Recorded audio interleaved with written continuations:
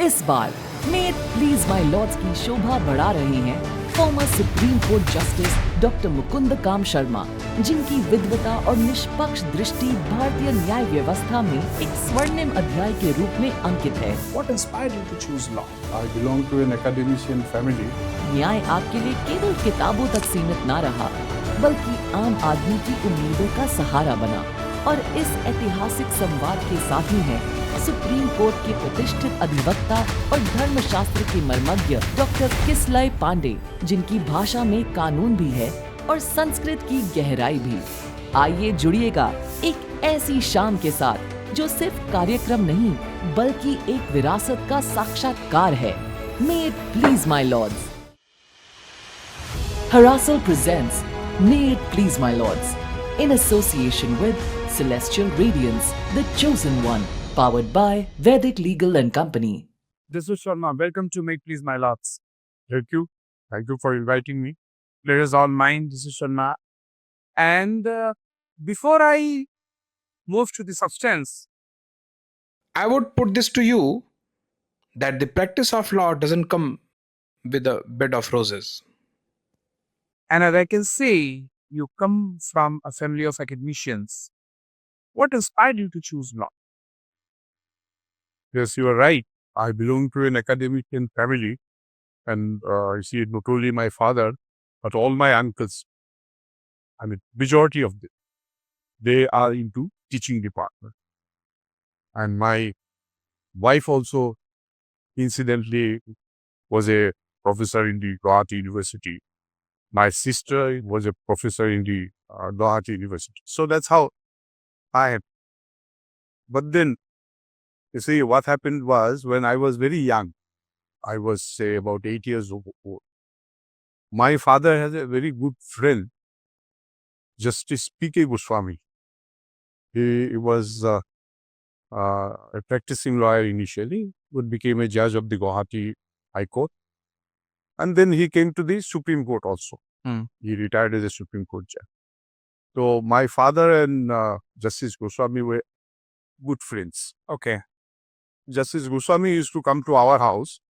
And one day when we were sitting together, I was also there. He told my father that you make him a lawyer. Because lawyers, you see, is a very independent profession, number one. Number two, it is a profession of the intelligence. Wits. Make him a lawyer, and if he can shine in the profession, the sky is the limit for him. So therefore, I got influenced. My parents also got influenced. So from that point onwards, I thought of becoming a lawyer. Initially, of course, I thought of becoming a doctor before that. Although I was very, very young and very small. But I was thinking of becoming a doctor, seeing the doctors all around and how they are, I say, offering their services to the people. But from that date onwards, when he came and advised me that, so I thought of becoming a lawyer also and prepared myself so that I can join profession of law. So if I'm correct, please correct me if I'm wrong. You were born in Kolkata and brought up in Guwahati. So, do you feel any connection with Kolkata still? Well, yes. Calcutta, you see, because I was born there, probably, you see, that's how I like the place. That is also one of my roots. And what about Bengali? Bengali I can speak, yes. So, kindly correct me if I'm wrong. If I can ask one question in Bengali. Yes, yes, definitely. Era kemon ashen? Khub bhalo. After this, I'm not able to continue that in Bangla. So, coming back to the original language of Hindi and English. So, so you started practice in 1970, right? I started practicing 1978. Yes. I joined in the month of May 1970, Guwahati High Court. Not in jury. No, May, if I remember correctly. Near about May, I think it is May. And do you remember 1st January 1998? 1st January Is it darks any? No, 1st January 1998, I was in Delhi. But I don't remember exactly why you have. When did you get elevated? I got As a senior gown. senior gown. Yes. So that was 1988. 1988. Okay, correct. So you were elevated as a senior advocate in 1990? I got that. 1988. Yes. Now there is also I should be able to tell you about that also. Please. Now that time, you see, when I was the Advocate General of Mizoram, Mm-hmm. that time, 1980. Correct. So one day I was supposed to go to Mizoram for some work to defend the government in the Mizoram bench. Mizoram has a bench, although Guwahati High Court is the principal bench. Correct. So there is a bench, permanent bench. Yeah. So I was required to go to Mizoram, Aizawl, for attending that matter. So somebody from the High Court came and they said that the so-and-so judges, they want you to apply for designation of senior. Uh-huh. So I said that no, I'm not going to apply. Because you see, there are instances where you see if somebody is found to be suitable and capable, Mm-hmm. the court themselves designating as a senior Those days. those. Yes. So I said that if they think me to be capable and able to become a senior advocate, but then designate me. Why should I apply? Why to ask? Correct. So and why should I apply for it? Correct. I'm good. I don't have to apply for it and show that I'm good. So I say the full court then accepted my person and designated me without submitting an application. Although some of my friends, they applied for it and they got it along with me. That was in 1988. I was Advocate General then of... And it was 1st of January. around that, I don't remember exactly which date, but around 1988, that I remember. We remember because you had been a role model to many, like... Well, that I don't know, but thanks for the information. So I tell you one thing. Since you are the 1st generation lawyer, during those days and still, it is said, भाई कुछ नहीं कर पा रहे हो तो lawyer बन जाओ, वकालत पढ़ लो. And in that scenario, in Those circumstances. you chose to be a lawyer. I'm sure you have also faced those kind of challenges and those kind of statements. How did you come up with that? How have you dealt with that? They are very right. That's the position because I was, as I told you, I'm the 1st generation lawyer. And you see, when I choose to become a lawyer, I didn't know the intricacies of lawyering. When I joined the profession, I found it to be very, very struggling. And you see, I had nobody to support me. Correct. I had, of course, you see, one of my uncles took me to a very senior advocate in Guwahati that time. Okay. Mr. J.P. Bachchan, I must take his name. He is my guru. And I had my maternal uncle who was also an advocate. He was, you see, railway advocate. So what I did was, you see, I used to go to him around 7:30, 8 o'clock, briefing in his matters, railway matters, come back home, have my lunch. We used to take lunch at that point of time, 9 o'clock, 9:30. And then I go to the court and we have a lunch break, but they say lunch break is only tea and some snacks. Correct. And then after that, I come back home, then go to my guru career. By 6:30, I'm there.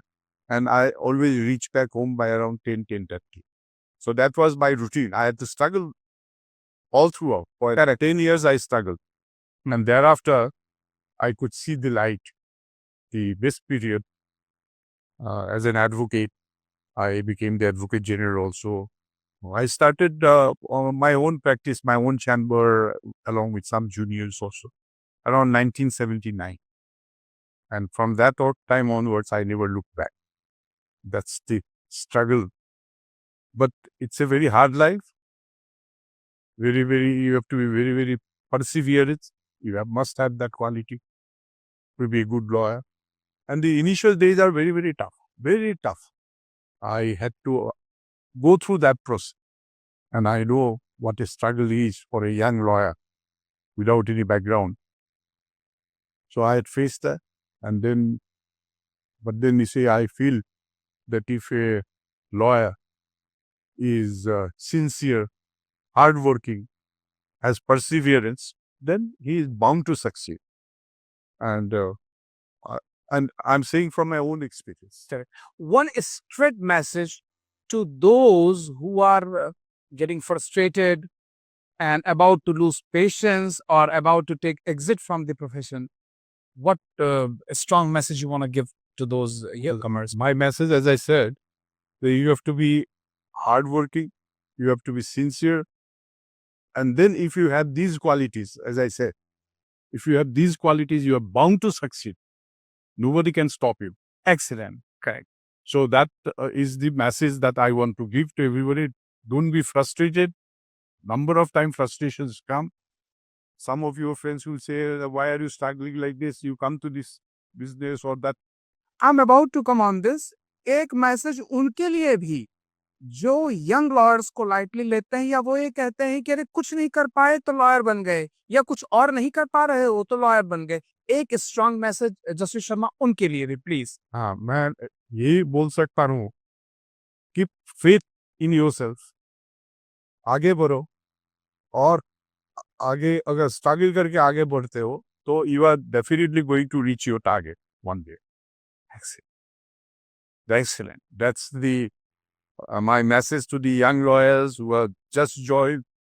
And I believe they must have faith in themselves. Yeah.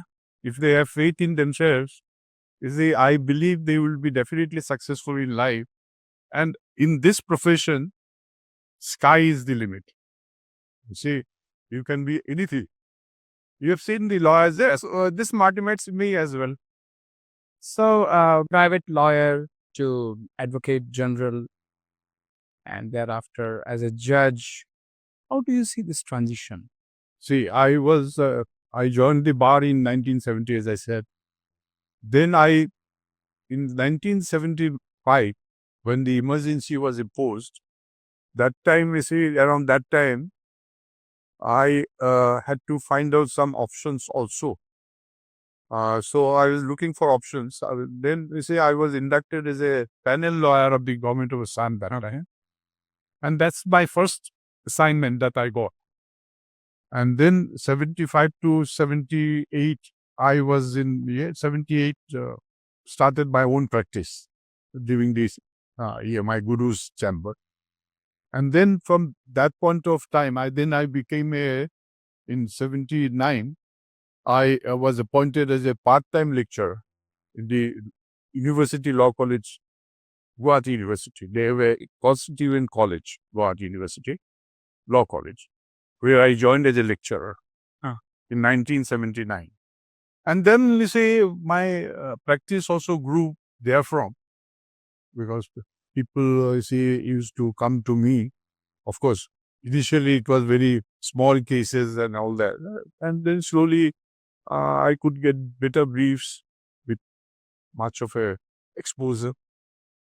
And that's how I grew. But in 1988, I became the Advocate General. That time, the Chief Minister was 𝐷𝐿𝐻𝐷𝐻. You must have heard his name, MNF leader, Absolutely. who was underground. He came overground and then was offered the post of the Chief Minister by the then government of India, because Lalthan Haula, who was the Chief Minister till then, he resigned, stepped down for him, and he became 𝐷𝐿𝐻𝐷𝐻 became the Chief Minister. And then during his time, I was appointed. I was called one day by his ministry to Aizawl. I went there. I met Mr. 𝐷𝐿𝐻𝐷𝐻, very impressive person, although he was a underground, but very impressive person. Can you please point out few memories of meeting with him, which is still inspired us? I'll tell you, Leon, at least, please. I was called by his secretary, Chief Minister's secretary, to say meet him before I am appointed as an advocate, because he wanted to know me personally. Correct. So I went there with my wife, and he received me very well, very decent person, I would say. And then he said about, so how we would like Aizawl and all that. I said, there are a lot of traffic jams and all. He said, yes, there are too many cars and very small roads. That's how he explained the entire situation. And it was clear as to why the traffic jam. So, a very keen person, very observant person. And naturally, because you see, he was the leader of MNF, Biju National Front. So, and probably MNF is, oh no, at the moment they are not in government. Till the previous year, they were running the government. But he died, and later on some other leaders have taken over. So, my experience with him was very good. And then after that, I did not happen to meet him. He never invited me to Aizawl. But he was a decent person, and thereafter, you see, his successors, I had a good relation with him. There was a law minister who was an advocate. So he used to come to my house also. We used to have chat and all that and discuss about matters. So it was a nice experience of me. And the Mizo people are very, very nice people. Yeah. And they are very, very, respectful. So I like those qualities and I continued them, but for a very short period because the government fell. And there is a unwritten rule that if the government falls, the Advocate General also has to resign. So I resigned accordingly. Mr. Lalthan Hawla became the Chief Minister after that. They lost the election. But then, somehow or the other, I don't know, there were a number of election cases filed for that particular election, where MNF lost and Congress party won. I was, MNF party who lost, they filed about 10, 11 election cases. Election petition. So, they did not give me those cases. They offered to somebody else who was advocate. But as it luck would have, the government in position that time, the Congress government, they approached me to conduct the cases on their behalf. Okay. To oppose MNF. So that was interesting also. Lalthan Hawla called me up, said that please accept these briefs. I said, all right, I will do. There were other advocates also along with me. So, and then ultimately, those election petitions were dismissed. But that took quite a lot of time. It was 89 probably. And the term of that was about 94, 5 years. But within 5 years, the cases were disposed of. But by the time it was disposed of, I became a judge.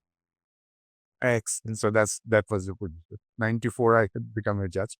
So I had that experience of becoming a Advocate General of Mizoram. Then subsequently, after I had resigned, as I said, I resigned and then I continued my private practice, did these election cases. Thereafter, you see, what happened, Mr. Loknath Mishra, who was the younger brother of Ramnath Mishra, who was Chief Justice of India, So, he was governor of Assam. Okay.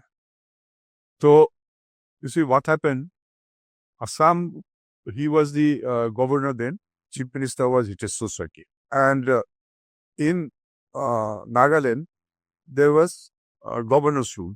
Due to some reasons, I don't remember exactly. Now, he called me one day, the governor. Okay. He heard from somebody, he called me, he gave a telephone call. That was in the month of April, 1992. So he says, I need a Advocate General. Would you accept it? I said, yes, why not? I'm not an Advocate General now. So that's how I became Advocate General of Nagaland. And from 1992 April, I continued till I became a judge. So that is the second stint as Advocate General in my life. Mr. 𝐿oknath Mishra was otherwise very nice man. He was brother of Raghunath Mishra. I have one question. During your practice, Because you have a quite wide range of experiences. Tell me some interesting case which still has a place in your heart. Well, you see, for answering that, I would tell you one instance immediately.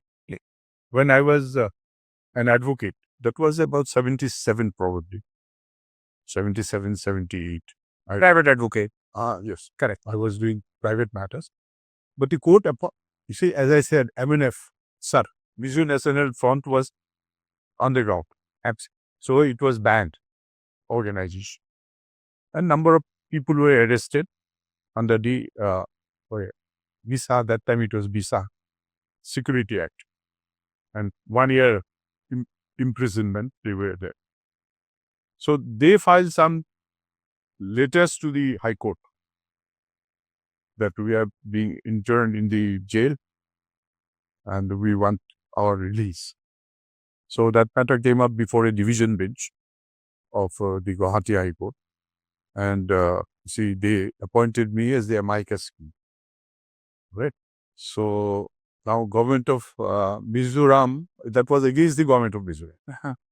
So Mizoram government, they gave me some money for my journey to the jail, which is about 2-hour journey from Guwahati. I went to the jail, met all those convicts. Because I did not have any paper with me. Correct. So I went there to collect papers. They had only the detention order, nothing else. So with that, I came back and the grounds were also there. The grounds of detention has to be given, you know about that. Correct. Security Act. So I came back and then fought out their case. And it was a very long run process. About 10, 11 hearings took place. Although facts were almost similar, but legal issues, number of legal issues were involved in some other issues are also involved. Like that, it extended for about 11 days, the entire argument. So I appeared, initially the court was deadly against me because the ground on which they were arrested was security of India. Court is always, is very, very concerned when it is a security of the state.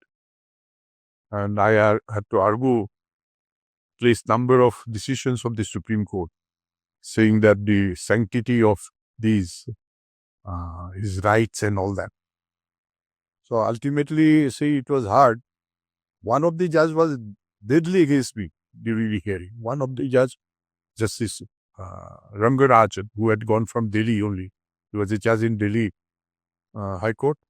And then he was transferred to Guwahati because during those emergencies, whosoever had given a judgment against the government with all transferred out.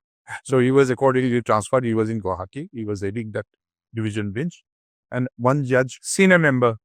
the senior member, he was the senior member, presiding judge. And the other judge was from Assam only. Later on, he became the Chief Justice of Guwahati High Court. He was a very good criminal lawyer. So, you see, ultimately, I could bring him around, the other judge also. And then they say all that things were released.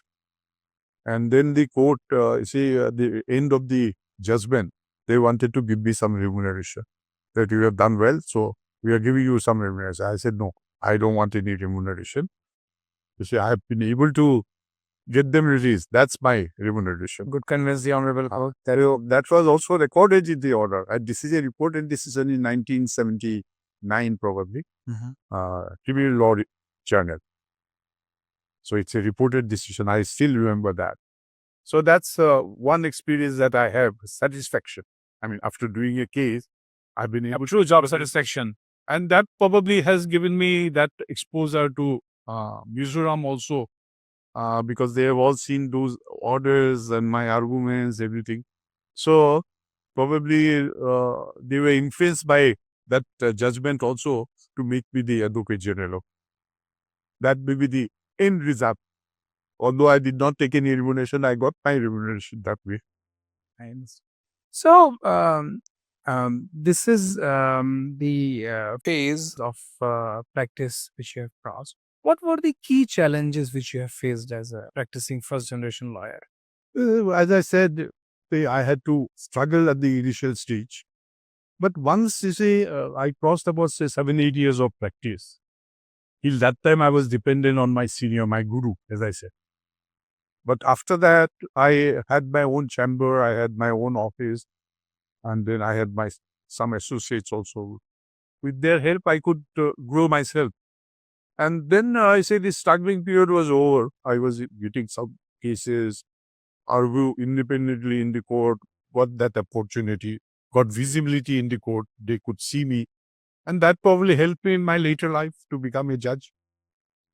You have had quite an interesting inclination towards constitutional law. How do you feel uh, Is the constitutional value? in today's time? Does it really exist? Or it's just on paper or ceremonial sort of a statement? According to me, it still exists because Constitution is our Bible for every Indian. Not only for the lawyers, but for every Indian, Constitution is the Bible. So therefore, nobody can say that, I will not follow the constitutional provisions or Constitution. That is the basic document that we have. So I don't think we have lost the value. I want to be specific on this count, Justice Sharma. Right to privacy. So much said, so much heard. But when it comes to actually take into practice the right to privacy, we see that There are a lot of 𝐻s and 𝐤s when you have to imply the right to privacy for any particular individual. And more specifically, when there is a judgment like Niharika infrastructure, which says no matter how the state has gathered the evidences against you, that will be admissible, even if it is at the cost of right to privacy. See, so far right of privacy is concerned, there are a number of judgments given by the Supreme Court laying down the fact Celebrated judgment Puttaswamy. that right of privacy is a very, very sacrosanct right. Correct. So therefore, nobody can, there are definitely somewhere some violation of that right.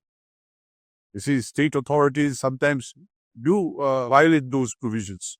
But this is a very sacrosanct right, a fundamental right. Correct. And nobody can, tinker with it. Correct. So if there is any violation, any tinkering, Correct. then in that case, person may go to the court and get his right established that this is a violation of my right of privacy, and they are tinkering with it. But then judgments like Anamika come into picture. And if I may, I'm sorry to interject at this stage, but you see, at one end, there is a clear violation of privacy and the court gives accommodation to the state. this is something disturbing for a particular individual or a group of individuals. The perception of each of the judges is different. You can't equate that everybody has to follow the same track. I agree.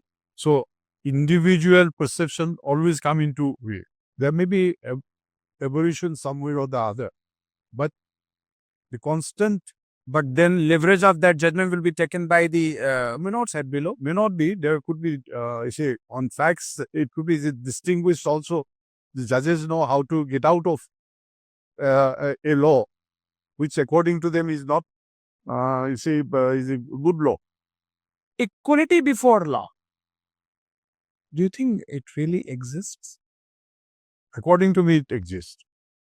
According to me, it exists because, if there is a violation, you can always go to the court and get your right established.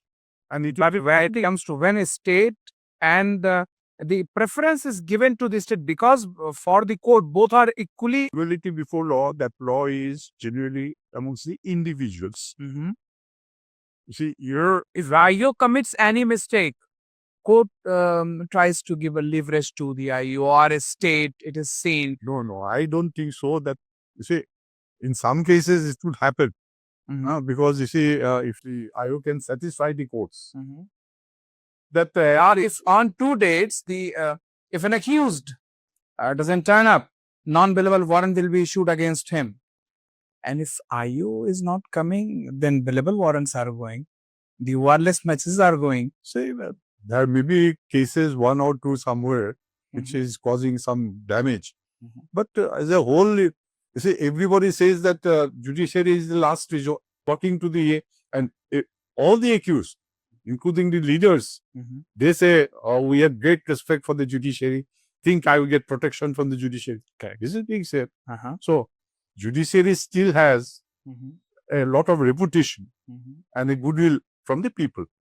And that's how the institution is surviving. Otherwise, the institution would have lost its glamour and the weightage like the all other institutions which have failed.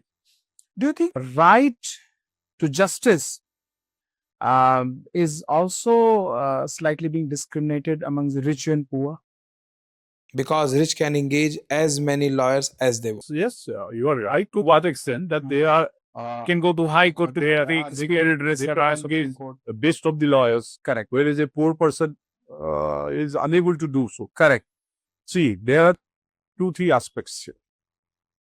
Now, first is the judges are there to protect the rights of the people.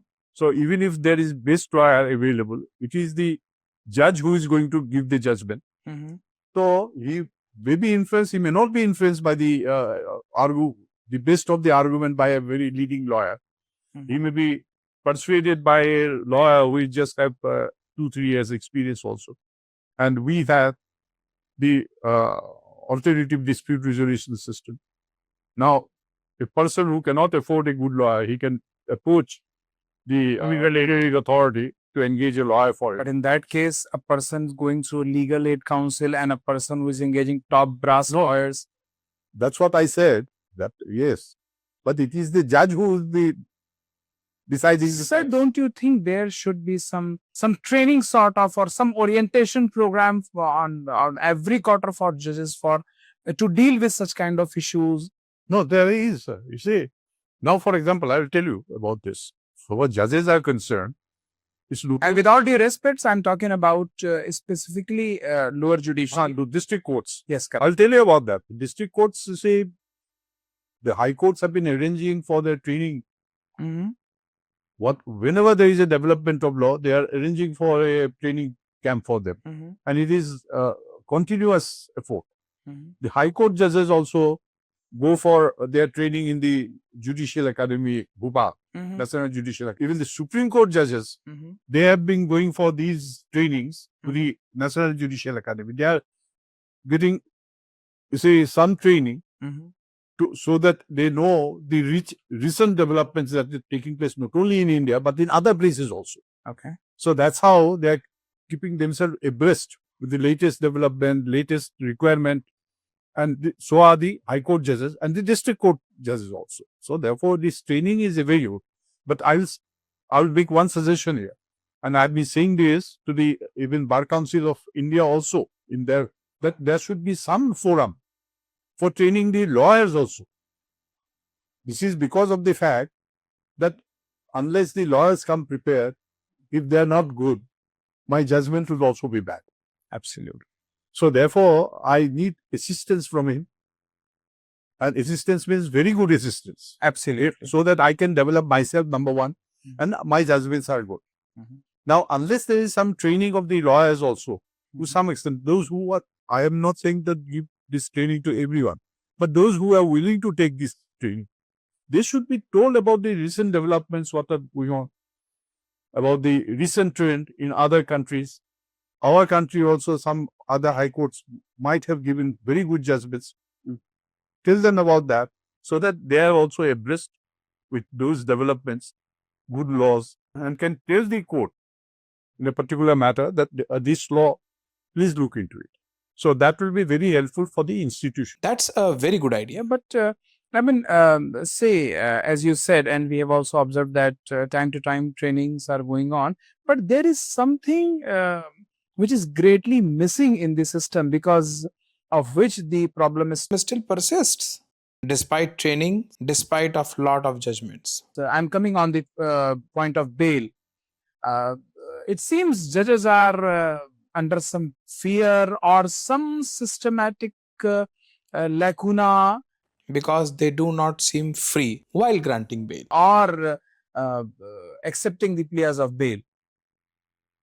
Now, so far bails are concerned, as you know, that decision, bail is a must.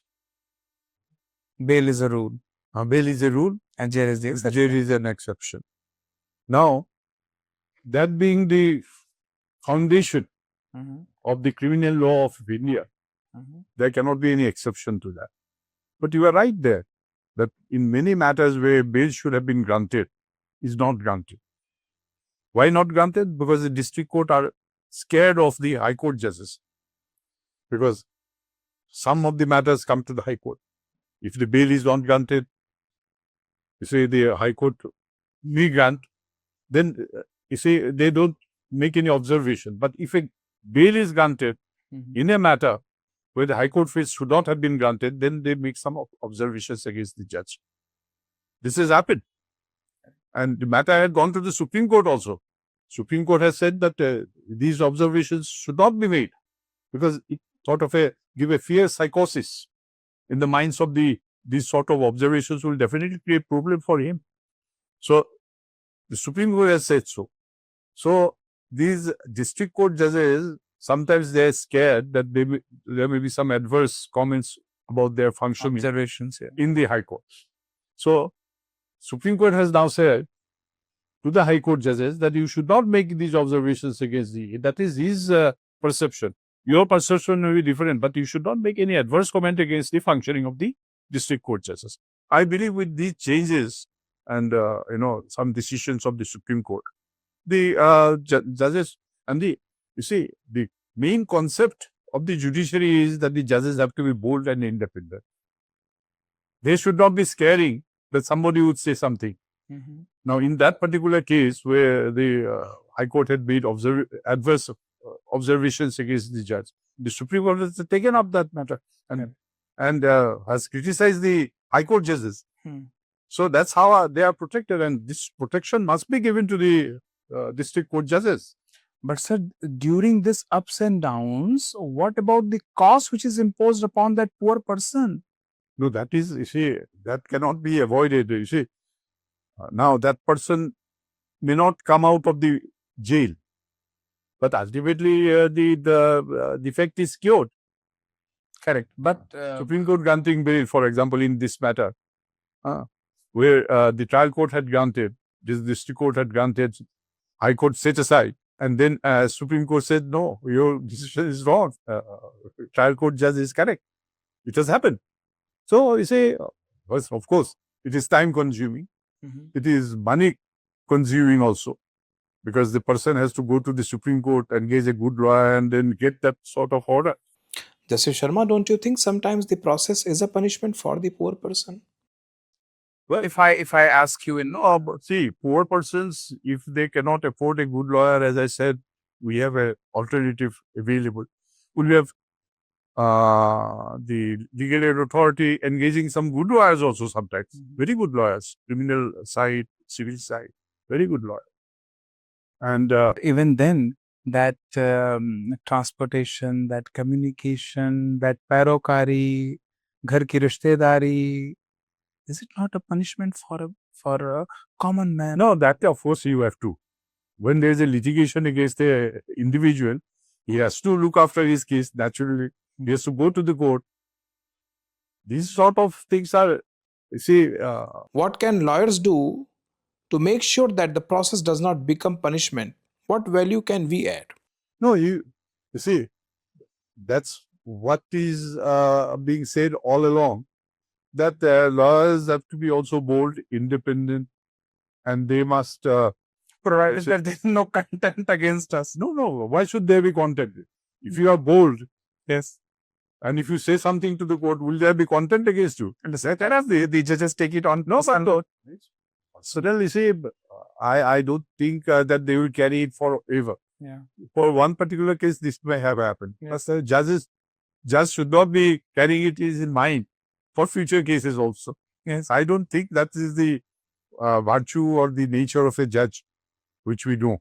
For a common man, don't you think that trial, according to you, Is trial a fair process or just a survival process? Survival in the sense? That the person is just surviving through the process because of a lot of things. No, because of not many things that parvi, that follow up, etc., and he has not enough money to get any challenge every order of which he is aggrieved. no, there can be some discrimination on that, as you say. But you see, ultimately, I believe this legal aid has become very successful in India. And they are engaging good lawyers, being looked after well. Many criminal cases are being fought, you must be knowing, because you have some exposure that side also. So criminal cases are being fought by these legal aid lawyers and doing very well. I have many matters where and as I told you, I was appointed amicus. Yeah. I fought it out. I could get them released. So if that I was a young lawyer at that time, only have a 7-8 years practice.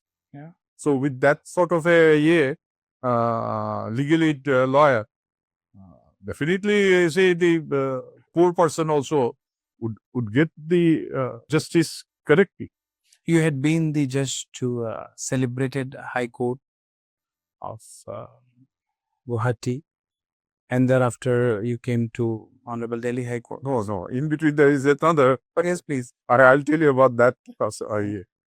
See, when in the year 1993, Please. I was called by the Chief Justice of the Guwahati High Court, Indian Chief Justice, Mr. Justice 𝐕𝐬 Bhatt. Okay. He was a judge of Kerala High Court, and then went to Guwahati, and thereafter he was also transferred to Madhya Pradesh High Court as a Chief Justice, and then from there he retired, and later on he got an assignment of some anyway. So he called me one day in the morning. He says, I'm making you a judge. I'm thinking of making you a judge. If you have consent, then please go and sign the papers today itself in my office. So I never expected that it will come that way. Okay. As somebody would tell me beforehand. Anyway, so I had to take a decision. I said, you give me. But that's good, so that we also stand motivated. Me. So he called me that way, sir. So I even couldn't ask my wife also whether I should take it or not. But anyway, he had earlier said that if it is given to you, you can accept. So I gave my consent. I signed the papers. In the process, you see, I lost one opportunity.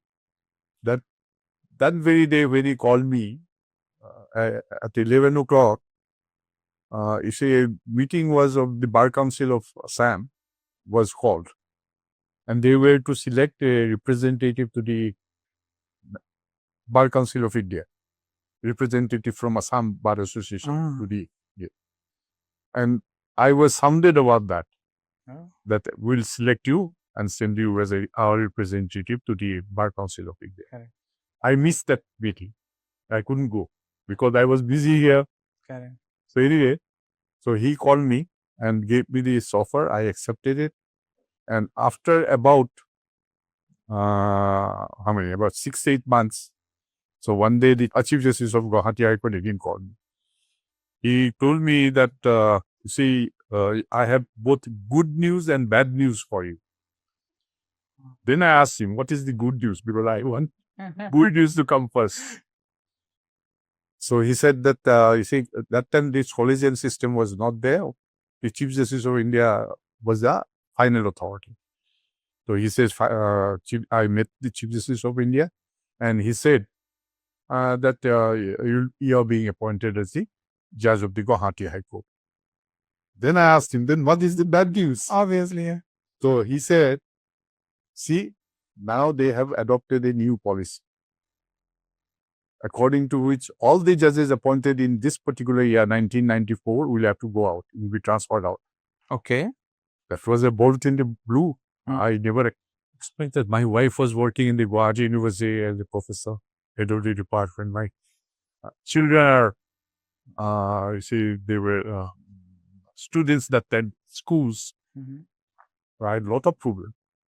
So I said, sir, it's not possible for me to go out. He said, no, don't say no. I'll go and speak to the Chief Justice of India. That time it was 𝐉𝐻𝐷𝐿. So I'll go and speak to him and see if something can be done. Don't say no at this moment. So I relied on him, trusted him. So he, after about 15, 20 days, he again came to Delhi and he went back and then he called me again. He said, one thing, I couldn't speak to the Chief Justice of India of your case because I myself is transferred to Madhya Pradesh. So that ended there only. And finally, when I was appointed a judge of the Guwahati High Court on 10th of January, 1994. So for 3 weeks, there was no order. So I thought that probably they have accepted my request. But then after 3 weeks, an information comes that I am transferred to Patna High Court. All right. Now, that was when you fill up your forms for being appointed, you have to give 3 choices. Those were just as a matter of course. So I had given, you see, Delhi High Court, Himachal Pradesh High Court, and Odisha High Court. None of them was not even in the list. Not in the list, not in my contemplation at all. But it was, I had to go because I was appointed as a permanent judge, not as a ad hoc, as a temporary judge. Okay. 6 months period, there are 2 types of appointment. So I was appointed as a permanent judge. So I could not have resigned also and joined the bar. If you are not a permanent judge, you can again go back to the profession.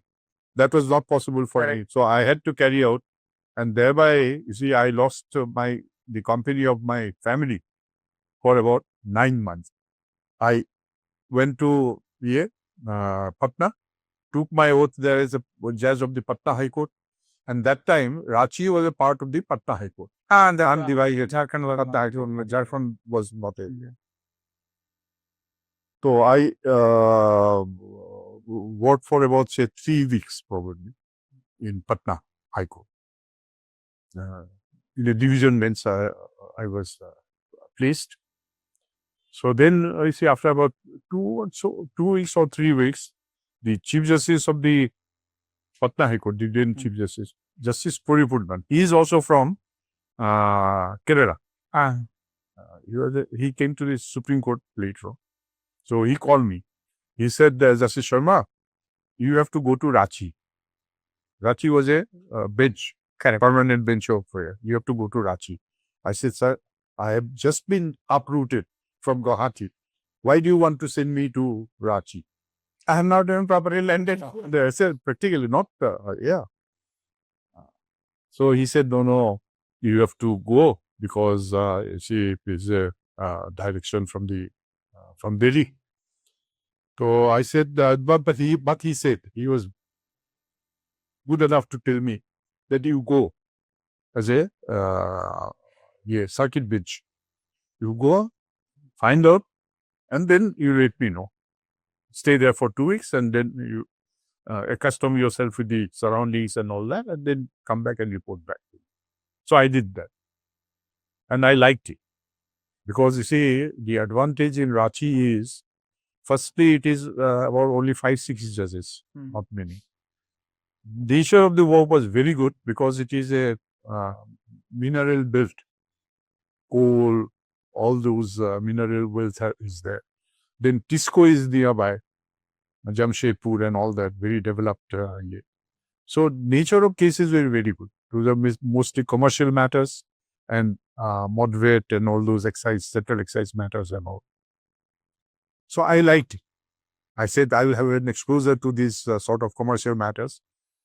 And then I came back and told him that, yes, sir, I'm ready to go there. So I was sent there. I stayed in Ranchi for 9 months.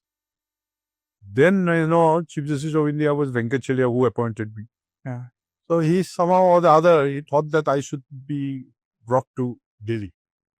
And he rang me up one day. I was in Guwahati that time during vacation. And he was laying down his office after a day. So he rang me up. He says, Sharma, I want to bring you to Delhi, because that time he was thinking that Delhi should be a role model high court. I'm thinking of bringing you to Delhi because of this concept. So you definitely would like to come, I believe. I said, yes, of course, I would like to go to Delhi. Because Delhi, That's the place of my choice. Please be my list. that's right. I told him that also. Correct. So I was then transferred. But he said, I have signed your paper today. But one thing, there is no immediate vacancy available in Delhi High Court. So you may have to wait for about 2 months. But I've spoken to the Prime Minister. I've spoken to the Law Minister also. And it will be done. Don't worry about that. But it may take some time. So, you see, I was waiting. After he debuted office, I was waiting for my transfer. It did not happen for 2 months. I was a little bit frustrated by what has happened. But after 2 months, I got my order of transfer to Delhi. And Finally. And then I joined in Delhi on 12th of December, 1994. Same year, you see, I was appointed a judge in 1994 January. 1994 February, I joined in Patna High Court. Then March, I was in Ranchi. And from March to December, I was in Delhi High Court. And then, in Ranchi. And then transferred to Delhi High Court. Joined here in December, 12th of December, 1994. Until I became a chief. 1994 was quite a roller coaster ride for you, I must say. Very much. You are right. And I'll tell you one more interesting fact. Please. You say I was appointed a judge of the Guwahati High Court by Mr. 𝐕𝐬. All right. Now, when I went to Patna, I was sworn in by Justice Puripunnan, who was also a Keralite from Kerala. So 2. Okay. The third one was when I came to Delhi High Court, the Chief Justice was Justice Rao, who was Chief Justice in Kerala High Court. He is otherwise from Andhra Pradesh, but Chief Justice in Kerala High Court. Kerala High Court, and then transferred to Delhi High Court. So he is also Keralite and has some connection with Kerala. Yes, correct. And then, you see, when I was taken to the Supreme Court, I was sworn in by Justice Balakrishna, who is also from Kerala. So all Kerala connection. What a connection. So that's interesting. I thought I would take Yes, water. yes, very interesting. So you had quite a good exposure to Guwahati, then Patna, then Ranchi, then Delhi. Obviously, needless to mention, Honorable Supreme Court of India. What practice difference did you observe, especially between the lower judiciary and high court? Lower judiciary, I did not have much of an exposure, not even in Assam also, where I was mostly in the high court. While sitting in appeal, while seeing the orders, the practice. As a judge, you were saying. Correct, yeah. Now, as a judge, of course, you see, Guwahati High Court is my own high court. I know it Thoroughly. in and out. There, you see, the exposure was very limited because we do not have any industrial built there. So nature of cases were only service matters or land matters or something like that. But when I came to Ranchi, I could get myself accustomed to those. And Ranchi was very, very good. I would say that highly above Patna, because Patna also, that point of time, you see, Laluji was the chief minister. They were hard up for money. And you spent very limited time. But say I knew the nature of cases, mostly say either agricultural matter or service matters, non-payment of salary and all. They did not have much of a money. And you were part of DB also. I was part of DB. So these sort of matters. But in Ranchi, matters were good. Courts were good, but they were the difficulty only in those matters where in those states where they did not have much of a that of money. Judiciary was also functioning under that state. So sometimes I found the courtrooms are functioning from makeshift arrangement, continuing for years. No electricity, that sort of a situation in some of the places. Not all, some of the places. Not to speak of air conditioning. In Delhi, you will find almost all courts are fully air conditioned now. So they were definitely functioning under handicap. But still, they were good and sincere. And see, I will say that all the judges were very good. There were qualities. So therefore, you see, you have to accept as it is. And I am there only as a High Court judge only to correct any mistake if they commit. So that part is there. Can I say majority of your time you spent in Delhi? Yes, yes. I came here in 1994, December. And from then onwards, I was here up to 2006 as a judge. Then 2006, I was appointed as 2006 end, sometime in November, December. I was first appointed as a Chief Justice acting for 4 or 5 days. And thereafter, I was appointed as a Chief Justice. That is for from sometime in December or January. I don't remember exactly. And I stayed as a judge, Chief Justice of the Delhi High Court up to 2008 April probably. Okay. Then I was taken to the Supreme Court. So it was a good exposure as a Chief Justice of the Delhi High Court. It's practically the best High Court now. Although there are other High Courts who are also famous, like But you rate Delhi High Court as the best High Court? Well, I definitely rate Delhi as the place. The lawyers are very good, very hardworking, very persuasive. They're very good. And it is no less than a Nobel for Delhi lawyers. And this you have to accept the fact. Bombay also has a reputation. Obviously. Even the Bombay judges, they say, and Bombay lawyers, they say that Delhi is the best. So that sort of a credit goes to. No, I'm in consonance with you, Justice Sharma, on this. They are the best lawyers. How do you rate the lower judiciary? One of the best. Of course, there are black sheep everywhere. Yeah. I won't say that all our judges are very good. But majority of them are very, very good. You see, they're experienced. Comparatively to other states. Nature of cases are good. They are bold also. No, they are bold and independent, and then you see they are assisted by very good lawyers. Yes. So that's naturally, as I said earlier, that if you have good assistance from the bar, definitely your judgments would be definitely, and you learn also from them. You see, judges learn every day. Let me tell you, even correct. Now I'm doing some arbitration matters. I'm learning even now.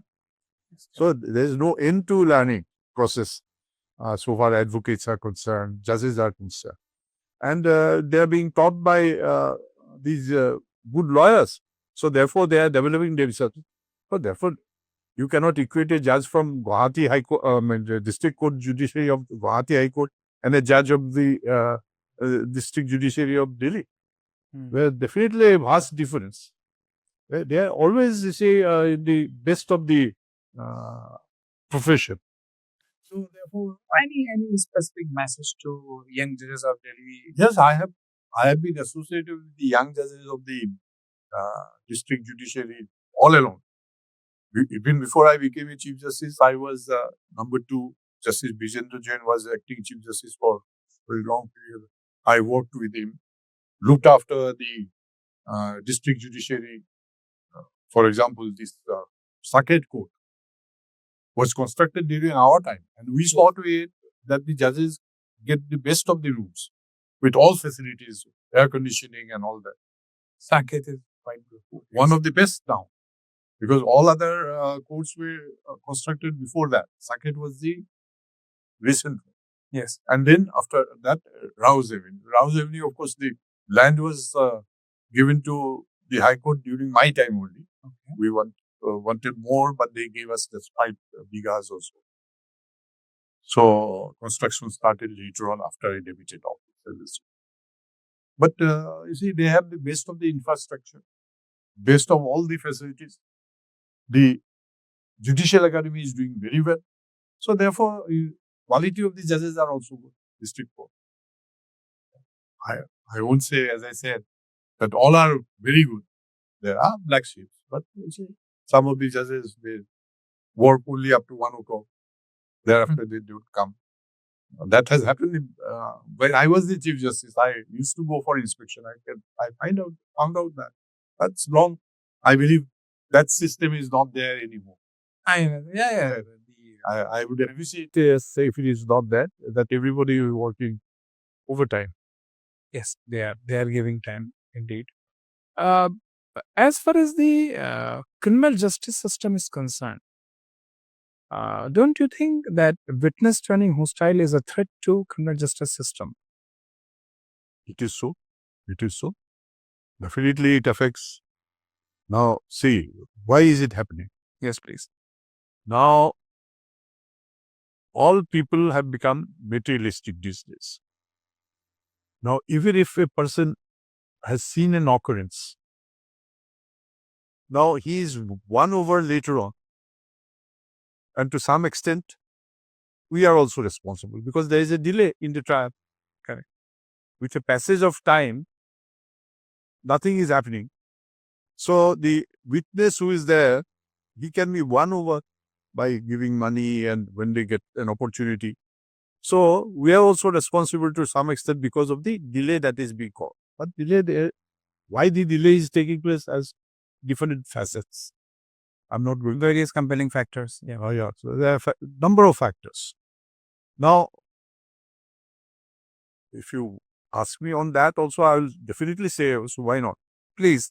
But see, because of these, the witnesses have become hostile. Sometimes they are prone to become hostile. But if it is to the victim's family only, the witnesses of the victim's family, generally it does not happen. But if he's an outsider, definitely, see, there are instances where they have been won over and they become hostile. But even if they become hostile, there are other circumstantial evidence wherefrom the court can always come to the conclusion if they believe that he is the culprit. So What it was seen quite frequently in especially case crime against women, and they are taking money and thereafter filing compromise letter and MOU before court and settling the matter. no, see, that is, as I said, The high courts have given quite tough phrasing in sometimes in Allahabad High Court or Delhi also. They are people misuse the system to make money. no, that is true. I told you that everybody has become very materialistic these days. So if they see some good money, they turn hostile. And this definitely creating problem because everywhere you don't get circumstantial evidence also, all cases. So therefore, now, for example, there are cases where prosecutrix has become hostile. Yes, Thereafter also punishment is given from other circumstantial evidence if it appears. So therefore, you see, it all depends on the judges. if she turns hostile, obviously the defense will take the leverage and They will take the leverage. But from other circumstantial evidence, if you can prove that in fact it had happened, you see, hostiles not stand before I heard it, Honorable Supreme. no, there are a number of cases where, you see, conviction has been given, even though there is a hostile witness, prosecutrix or any person affect the victim becoming hostile. Court has punished and they upheld by the Supreme Court also. I have, I was in the Supreme Court in a matter from Madras. You see, till the court student, there's some rift and all that. Now, acquitted because, you see, the witness was hostile. I convicted him and he went abroad, stayed abroad. He was brought back and he had to undergo the punishment. So, that is the position. There is a very strict law named as a POXO. The compromise is happening even in that case also. Entire system is No, that is, you're right. We have, we have to find out ways and means. The judiciary, the legal fraternity, they have to find out as to how to prevent this. POSCO case, for example. Now, with the passage of time, they say that what is the use of proceeding with this matter? It is taking so long. So let me take some money, settle the case. That's right. And some of them are getting married also. Rape is committed. They are given in marriage. That is up to some extent acceptable in the matters like POXO. That We say they are also.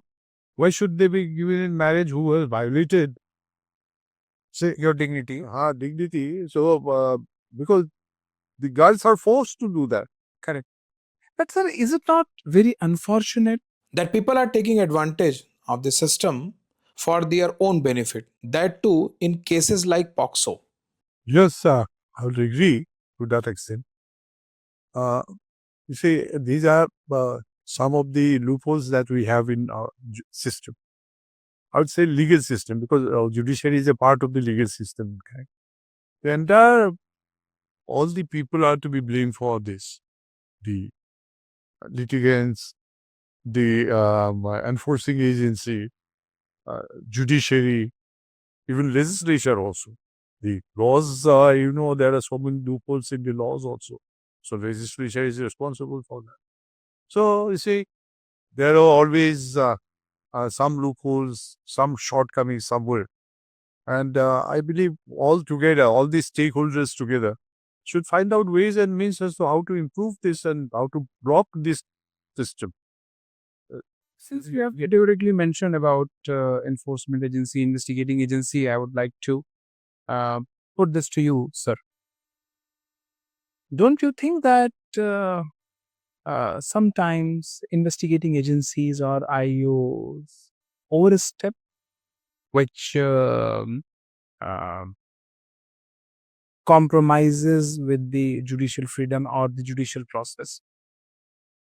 See, first of all, you have been hearing instances of the police enforcing agencies not registering a complaint also.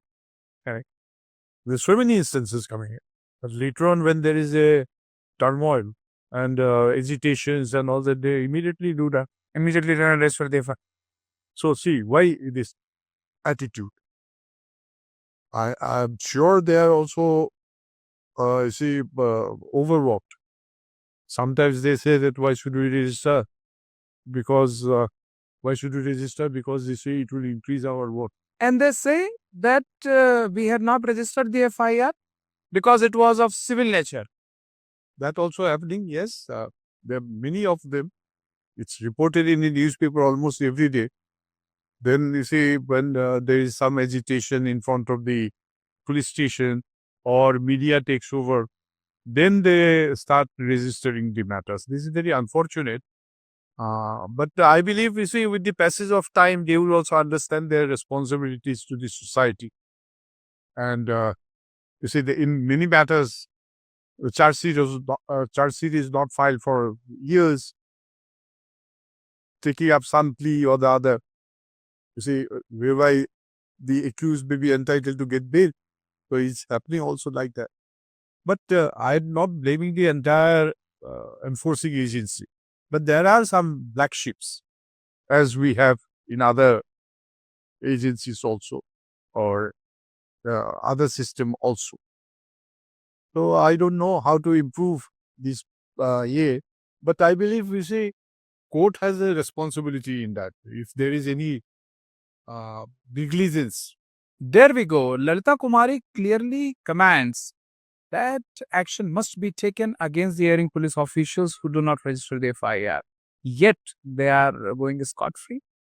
The courts are not taking any strict actions. And now, for example, FIR is not registered. I was hearing a TV debate that the FIR is not being registered. So, you see, there's a power of the magistrate also. It's direct that FIR should be registered and it is to be investigated. That power is available. I do not know whether he can that exam I have not examined whether suo motu he can take action as we do at the High Court.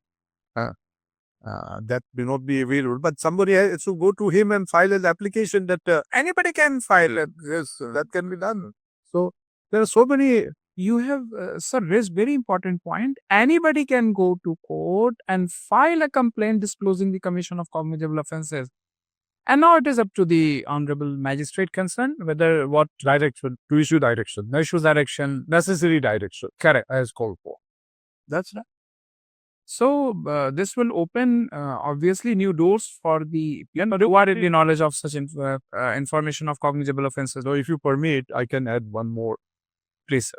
Now, there is one unfortunate part, and this I have been saying for the last year, and there is a judgment of mine also on that.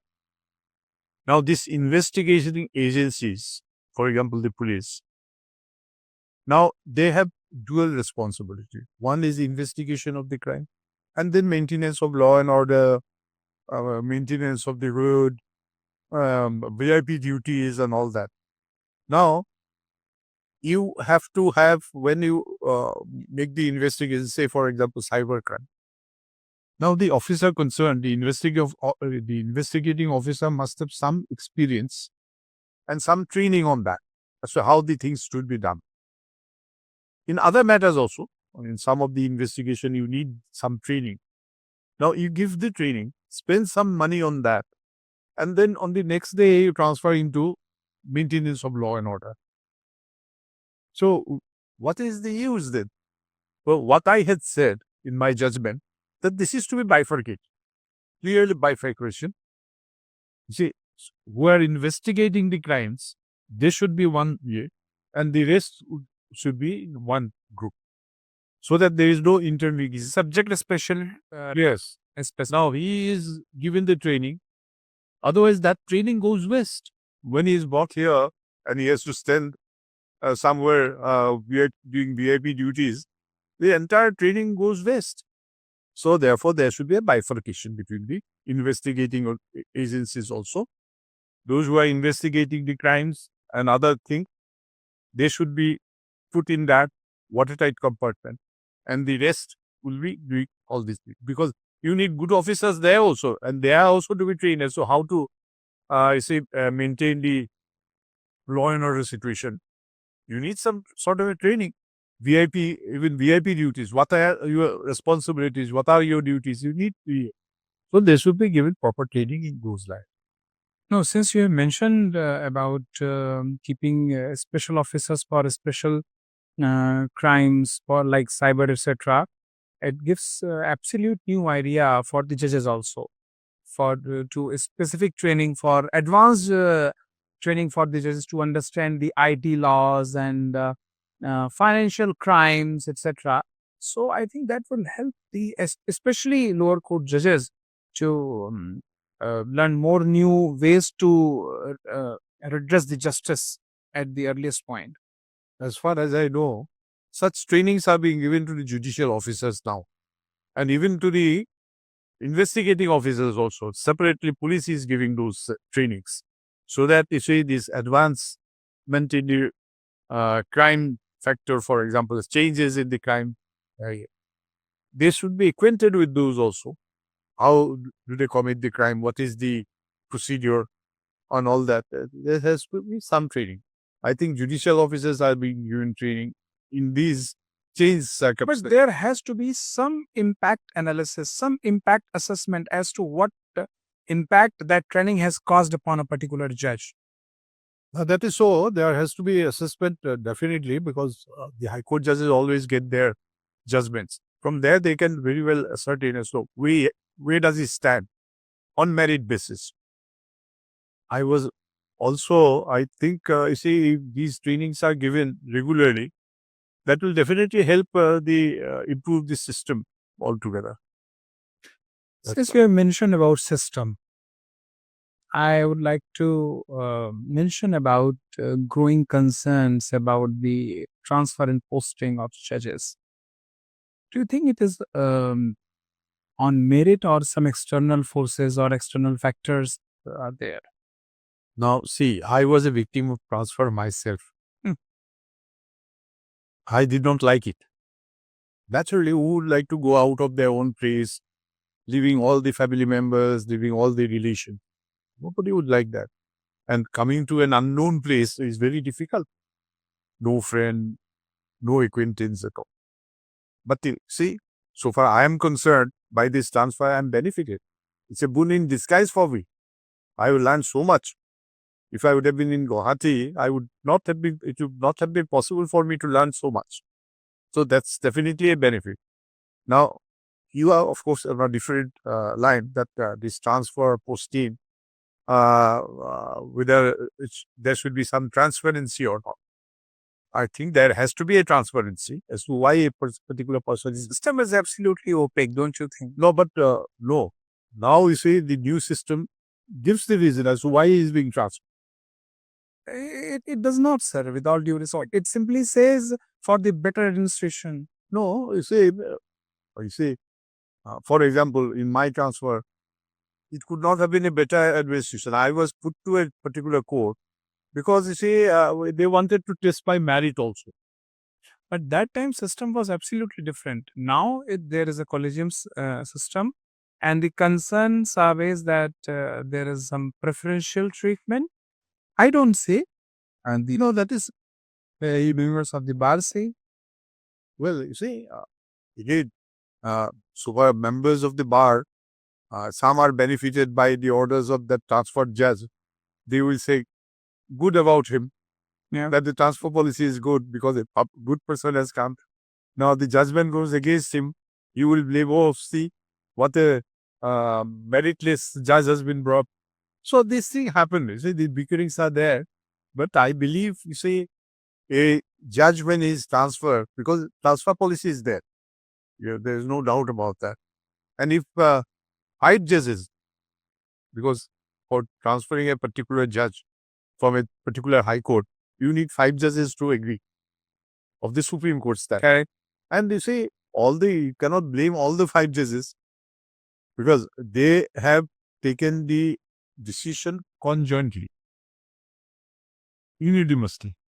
So therefore, you have to put some sort of a credence to their judgments also, that this person is definitely better suited for this job and this high court. So I say, when I was a Chief Justice, I have appointed many judges. Whomsoever I had considered to be the one of the best lawyers proved to be a very worst judge for various reasons. I am not going to name the judge or the reasons also.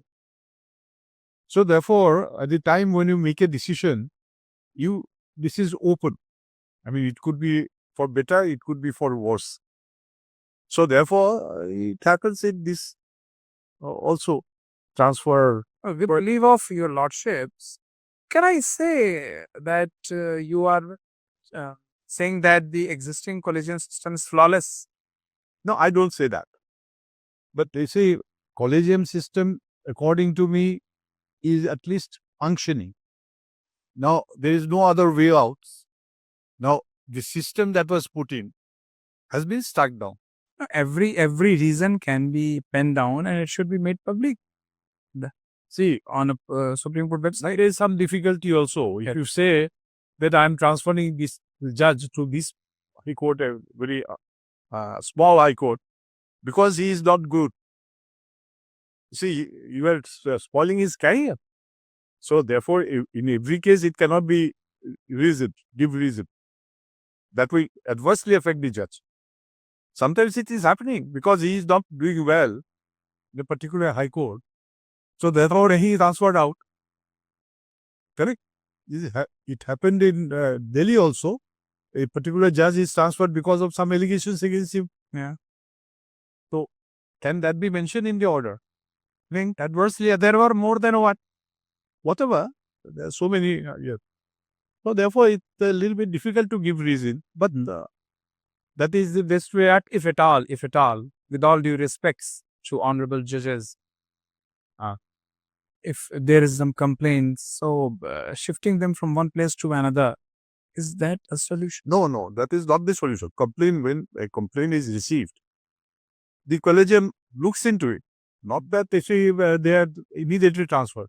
They look into it. If they find that there is some truth in it, so the best thing is to take you out. Absolutely. So that he is placed in a different environment altogether. Not amongst acquaintances where he can probably get the advantage. So it has happened in so many high courts. That's that sort of thing. I'm not going into the details because I should not, and particularly at this stage. I understand. According to you, what is more dangerous for a judicial system, corruption or delay? Well, you cannot equate both. Okay. There is a distinct difference between both. Corruption is something else which cannot be tolerated in any case. Now, so far delay is concerned, I told you earlier also that this is one of the causes which is affecting our system, judicial system or legal system, whatever you say. Now, so far delay is concerned, now I'll tell you several factors because this in our time also there was a lot of delay, please, and we were discussing about it. Now, delay has happened because of several factors. Now, we started this system after we got the independence. In some of the states, you will find whatever infrastructure was available at that point of time is still continuing without any addition to that. In some of the, well, now the population has gone many folds, correct? So naturally, number of cases have also increased. So every second person is going to court. Now, you see how many judges we have for 1 million population? Hardly any number. So with that, every day there is an increase in his board. Now, when we were working, it was about 50. Now it is 100. Correct. Now, is it possible for a judge to deal with 100 matters a day? Not possible. Maximum 30 matters or 40 matters. That's also on the higher side. Mm-hmm. So, rest 60, we have to be adjourned. So, therefore, what is happening? If there is a request for adjournment, it is welcome for the judge so that he gets lead of one matter at least. Correct. So, this is what is happening. So, unless there is an increase in the manpower, judges will have to be increased naturally. When there are number of cases have increased, judges number will have to be increased. Effect thereof is that you have to have more infrastructure, more supporting staff, which is not available. How many good stenographers do you get these days? You don't. The judges have to type themselves. Very correct. Then you see all other investigating officer, they are also only few numbers. So unless you, now for example, these MBWs are pending because not being affected because that of manpower there, investigating agencies or courts. So there are so many factors. So these are causing the delay.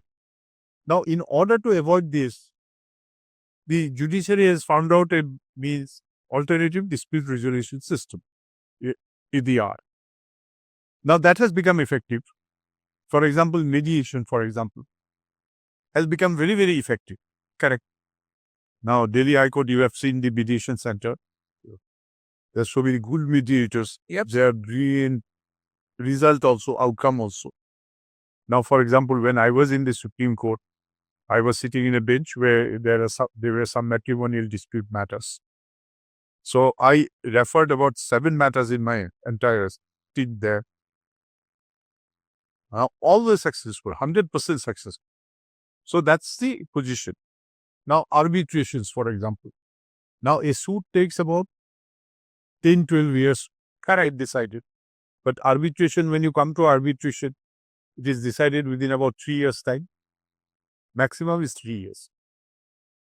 Now, you see, with all these ADRs, legal aid authority, Now there are so many traffic challenge cases, small matters, even 138 are being taken up there. So therefore, I think these innovative ideas, there are expeditious trial now in most of the matters, but definitely, you see, as far as I have seen, the other day I was speaking in a seminar, in a memorial lecture, where you see this question of delay had come in. I said that, you see, during my time, dependency in the Supreme Court was about 78,000. Now it has gone to 83,000. Not much. But see the increase in the number of judges. Our time it was 23 or 24. Now it is 30 something. So therefore 10 judges are increased. But still the dependency is there. They have not been able to deal with. There are so many other factors also which are to be dealt with. So delay is definitely a matter of concern for all of us. And I think we have to do something about it. I don't know what is to be done. There is no other way out. Sharma, can I put this to you? Why is it not possible for a Chief Justice of every Honorable High Court to appoint retired judges or retired magistrates as a ad hoc judge to deal with the matters with Petty crime. There is a provision, or is a crime. You see, Delhi High Court had taken, the Supreme Court had taken that decision for appointment of some of the judges, the retired judges of the Delhi High Court. Mr. Khanna was there, yeah. The Khanna, it was Khanna's brainchild, and he told me one day. It was a very welcome year, but I don't know why it was not implemented later on. The difficulty could be the sitting places, because this Delhi High Court has gone in my during my tenure also and subsequently also has ruled a very large extent. Maybe you see, even then there is a shortage of space. Now where do the judges sit? I don't know whether there is so much of space available here in the new buildings, and there is no other space available now. Can't we do like evening courts, or we engage some hotel and thereafter bill it to the government or direct the government to pay? The difficulty would be the lawyers will again be same set of lawyers. Yes. Judges, you bring in new, a new set of judges to sit in the evening. But the lawyers, same type of lawyers will only come in. Where is the strength that they have? They will work in the morning hours, afternoon hours, and then again evening hours if you ask them to work. And that will be very difficult. In fact, Delhi, during my time also, we had proposed that all these 138 matters will be taken up in the evening courts. But they did not materialize. Although evening courts are still there probably, but they are always dealing with small matters. I do not know the exact position as of now. Can you specifically point out some don'ts and some do's for trial court judges or district judiciary? Well, so far, I would not distinguish between the judges of the district court or the trial courts or all judges are, according to me, are of the same standard. They have to follow the same standard.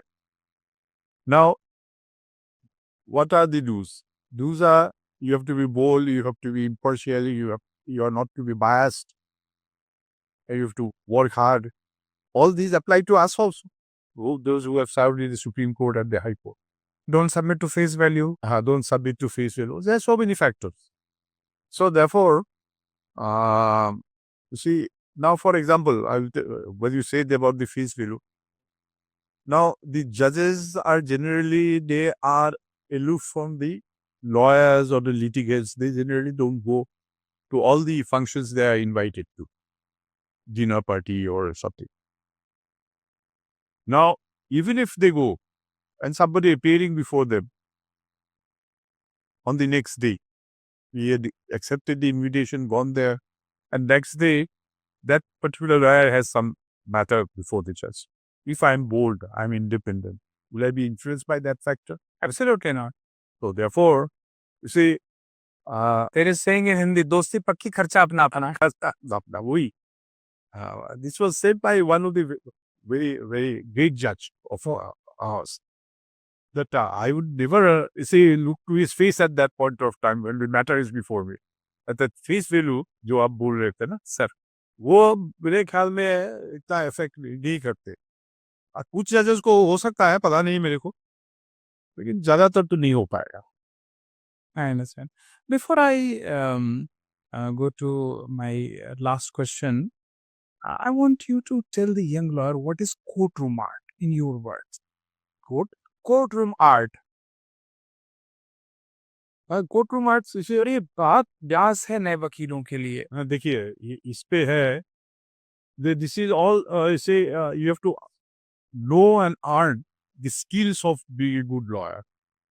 Now, you see, in our days, you see, we never saw a courtroom when we entered, the academic institution.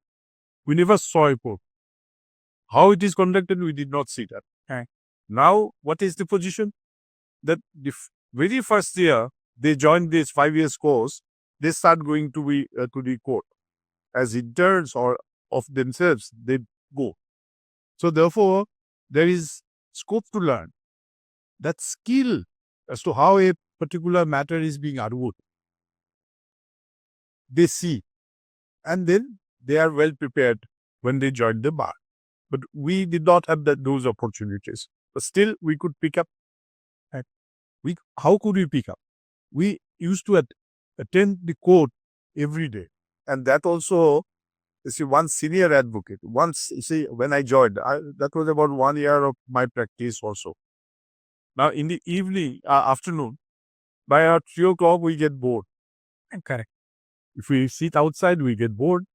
So I used to go out with the bag in hand.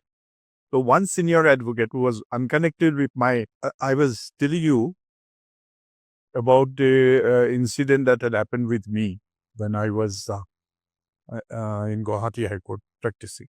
Just about 1 year of my practice. Now, I was going out with a bag in my hand because I was getting bored in the court and I was leaving for home. So one senior who was totally unconnected with me, he called me. He says, "Where are you going?" I said, "I'm going home." He says, "How can you go home at this hour, 3 hours, which is only 3 o'clock, and the court functions up to 4 o'clock? You can't. You come with me." So he took me to court number 1, the Chief Justice Court. Yeah. And then he said, "You follow this and you tell me after this as to what you have learned." So when I was hearing the matter, you see, I naturally learned something and I went and told him that. About 4 o'clock. He says, "See, you have learned something today. If you keep on attending, you will learn more. So keep on attending. Don't go home at 4 o'clock. Attend the court. If you do not have any work, come to the court, sit here. You will learn a lot of things." See, the masters are doing the matter. So, you see, this is the position. So everybody has to learn this skill by attending the court every day. And you have to be not only learn the skill of argument, you also learn the skill of mannerism of the judge by seeing him as to how he is behaving, judge and the lawyer and who is arguing before him, as to how he is putting forth his case, how persuasive he is, so that you also learn that art. So these are art to be acquired right at the beginning. So young lawyers have to master all these skills, and you see, they should also be polite to the court, but persuasive. I am not saying that by being polite, you will give up your case. Okay. If the judge says something against you, you will give up your case. That I'm not saying. Politeness is also an art. Politeness is an art. Then how to become, how the lawyer is making his submission, title, all of that. If you know a little bit of facts, when you are hearing the matter, listening to the argument, you will understand what are the facts are. So therefore, these are some of the arts they have to learn. My suggestion to some of the in some of the meetings was that we are allowing these youngsters who are students in the law colleges and law universities to attend as an interns. Now, when you are working as an intern, you not only go to the court as a law clerk or something, or you don't attend the chamber only as an intern. You have to see the different areas. Like, for example, you have to go to the hospital and see how a postmortem is done.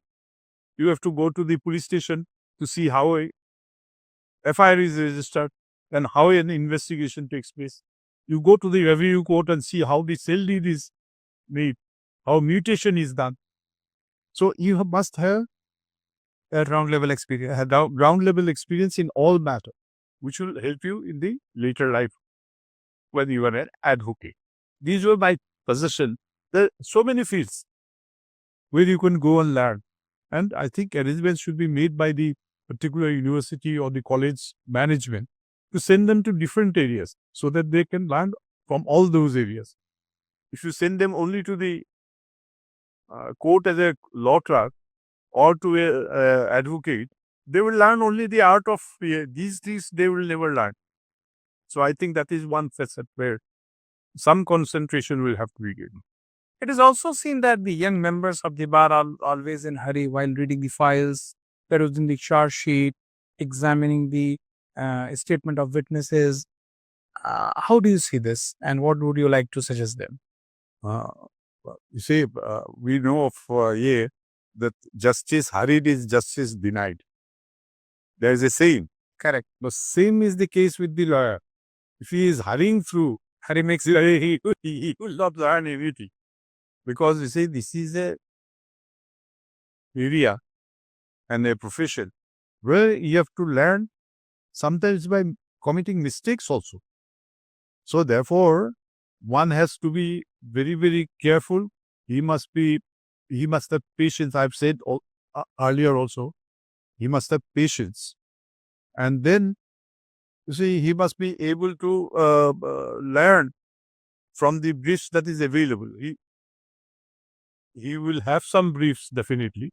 Correct. And if he does not have brief, he should go to a senior, be his junior for some time, associate with him for some time, where you learn. And what I have found is, during our time, we used to stay in a particular chamber for 6-7 long years so that we learn everything from that gentleman regarding the skill, regarding the temperament. Now, you see some of the lawyers are raising voice right at the entrance point only. This is very dangerous. You can be persuasive, but you cannot be, say, sort of Raise your voice. raise your voice, which antagonizes the court. Yes. So therefore, you must know how to handle the judge also. That's also an art. That's also an art as to how to, because you have to see his psychological demeanor. Correct. So only when you understand that, then you will be able to handle him properly in your favor. So these are some of the things you have to learn right at the beginning, and as a youngsters also. But later on, that will definitely help becoming a good lawyer. Because it becomes very disappointing for bar and bench both when it is seen that the lawyer has not perused the brief properly. So it is No, you see what is happening. They don't have the time, number one, patience, and they want to become rich overnight, which is not possible in this profession. and then there is true. It's not possible at all. You can't become, a very good lawyer with 1 year of experience. You have to wait for your Practice opportunity very perfect. and becoming perfect. So it takes time, and that time will have to be given. You have to be patient, and then once you cross that stage, then you see it's an open field for you. That's what I feel. And with the leave of your lordships, I pray to put the last question of today's discussion. Is it true that public trust is going down? In the judicial process in India? I do not agree at all, because as I had told you, see, whosoever is involved in a case, he always say that we have full faith in the judiciary. Why is this? And everybody is, And once is lost, As they say, everybody is coming to the court only for getting justice. That means this institution has survived and is going to survive because justice is being dispensed with only by this institution. Elsewhere, you are not getting the justice. Executive, I won't say that nobody is working, but some of the executive officers are not working. That is why some of the matters where the judiciary had to cross its limit and order for. When I was I'm coming back to Patna, please. When I was there, you see, I found that teachers' salary are not being given. Transport employees, they were not giving their roads are not being constructed because there is no fund. And there, you see, the High Court had to interfere and say that, why don't you construct this road? When I was in Ranchi, I had some problem with my house where I was staying. Okay. So I wanted, because it is under the PWD, so I sent our court officer to the PWD office. He went there, he came back and reported that there is a lock in the office. That was about 2 o'clock or 3 o'clock. I found out that why at 3 o'clock? Sir, उनके पास आदमी आते रहते, पैसा है नहीं, तो वो वहाँ फंक्शन नहीं कर सकते. So this is the problem. So you say judiciary, I think, is to shortcut निकाला था, बंद करके चले, बंद करके चले, ना रहेगा, बात ना बजेगी, बात सुनी. तो वही होता है. So judiciary, I think, is the last resort for everybody. Absolutely. And it will survive with the cooperation of all. That's my belief and my expectations. All right, Justice Sharma, it was wonderful learning with you today. And I thank you very much for sparing your precious moments that may please my thoughts. Thank you. And thank you very much. Thank you very much. To you also. You put some searching questions. I don't know whether I've been able to answer to the satisfaction. No, you have done full justice with all the questions, and I enjoyed it. And thank you very much. You are honored to have you in this show. Thank you very much. Thank you.